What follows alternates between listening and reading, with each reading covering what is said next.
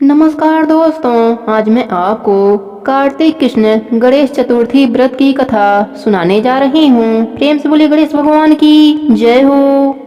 पार्वती जी कहती हैं कि हे भाग्यशाली लंबोदर, भाषणकर्ताओं में श्रेष्ठ कार्तिक कृष्ण चतुर्थी को किस नाम वाले गणेश जी की पूजा किस भांति करनी चाहिए। श्री कृष्ण जी ने कहा कि अपनी माता की बात सुनकर गणेश जी ने कहा कि कार्तिक कृष्ण चतुर्थी का नाम संकष्टा है। उस दिन पिंग नामक गणेश जी की पूजा करनी चाहिए।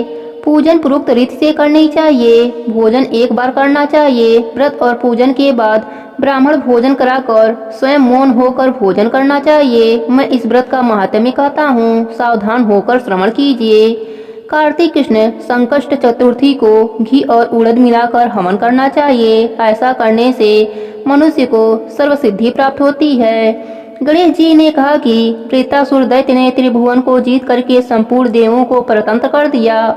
उसने देवताओं को उनके लोकों से निष्कासित कर दिया। परिणाम स्वरूप देवता लोग दसों दिशाओं में भाग गए। तब सभी देव इंद्र के नेतृत्व में भगवान विष्णु के शरणागत हुए। देवों की बात सुनकर विष्णु जी ने कहा कि समुद्री द्वीप में बसने के कारण वे निरापद होकर उच्चखल एवं बलशाली हो गए हैं। पितामह ब्रह्मा जी से किसी देवों के द्वारा न मरने का उन्होंने वर प्राप्त कर लिया है। अतः आप लोग अगस्त मुनि को प्रसन्न करें। वे मुनि समुद्र को पी जाएंगे। तब दैत्य लोग अपने पिता के पास चले जाएंगे। आप लोग सुख पूर्वक स्वर्ग में निवास करने लगेंगे। अतः आप लोगों का कार्य अगस्त मुनि की सहायता से ही पूरा होगा। ऐसा सुनकर सब देवगण अगस्त मुनि के आश्रम में गए और स्तुति द्वारा उन्हें प्रसन्न किया। मुनि ने प्रसन्न होकर कहा कि हे देवताओं, डरने की कोई बात नहीं है। आप लोगों का मनोरथ निश्चय ही पूरा होगा।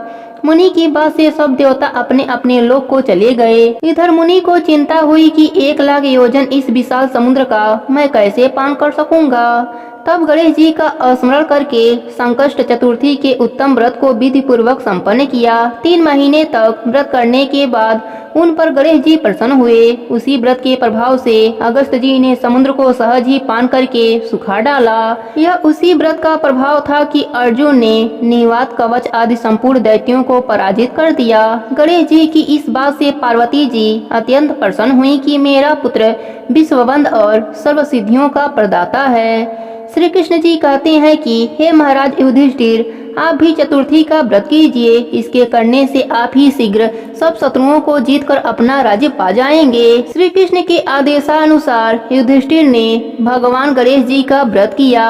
व्रत के प्रभाव से उन्होंने शत्रुओं को जीतकर अखंड राज्य प्राप्त कर लिया। केवल कथा श्रवण करने से ही हजारों अश्वमेध और सैकड़ों भाजपे यज्ञ का फल प्राप्त हो जाता है। साथ ही पुत्र पौत्र आदि की वृद्धि होती है।